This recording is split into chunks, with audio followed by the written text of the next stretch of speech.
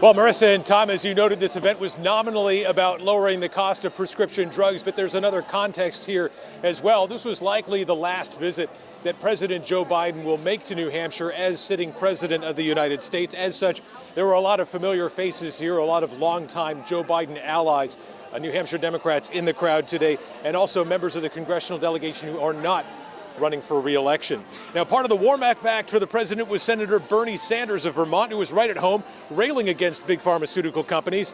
Senator Sanders says 1 out of 4 Americans can't afford the drugs their doctors prescribe them, and that taking action to cut prescription drug costs will lower the cost of care, lower insurance costs, and lower out-of-pocket spending on health care.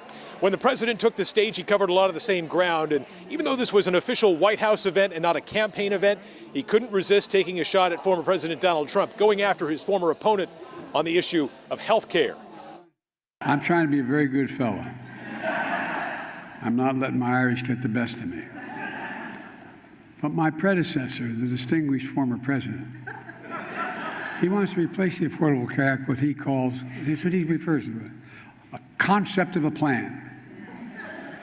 I've heard that concept of a plan now for almost 8 years. The concept of a plan. What the hell is a concept of a... He has no concept of anything. The president is now on his way across town here in Concord over to New Hampshire Democratic Party headquarters for a campaign event to support Kamala Harris.